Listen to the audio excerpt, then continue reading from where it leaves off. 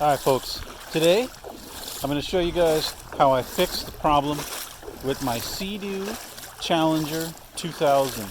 This has got the Mercury V6 EFI in it, and last year I started having a problem where I'd just be cruising along and it would go bleh, and just die out. And most times you could start it right back up, but sometimes it wouldn't start. You know, you'd have to roll it over a few times or give it a minute or two, and then you'd be fine. So, I mean, I suspected I probably had a fuel problem, and I went all over the internet looking for somebody to show me what's wrong with this thing, and I couldn't find anything. Sorry about all that. So, anyway, I did find where somebody mentioned that you're supposed to have, I think it was 35 pounds of pressure in, hang on a sec here, I gotta pull the cover off. So when the boat's running, they said check this Schrader valve that is right there.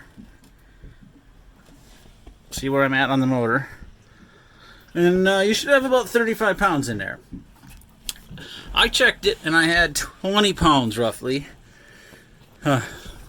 By the way, the seal on your Schrader valve pressure tester for like a car tire doesn't hold up very long to the gasoline that you're subjecting it to, but it does work, and you know, I was able to do it just fine.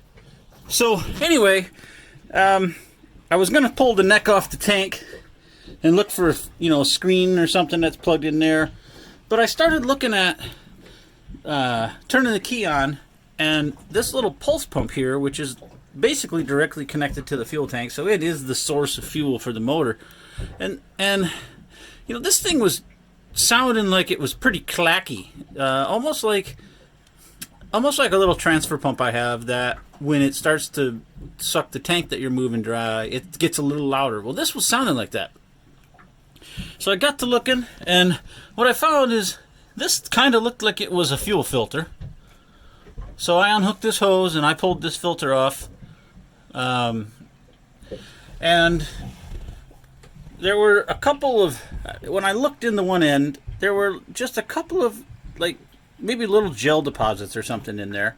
It didn't look like anything offensive, but certainly I tapped on the boat and it seemed to dislodge a couple things.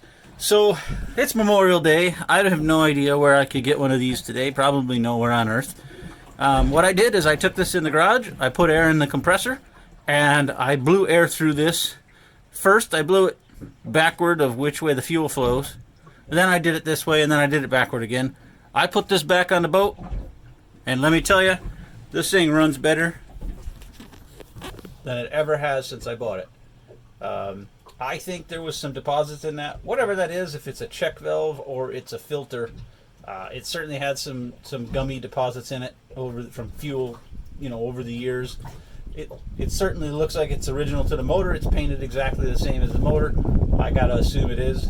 So anyway, I was chasing this thing all around. You know, everyone's like, you know, could be the key switch, it could be all this and that.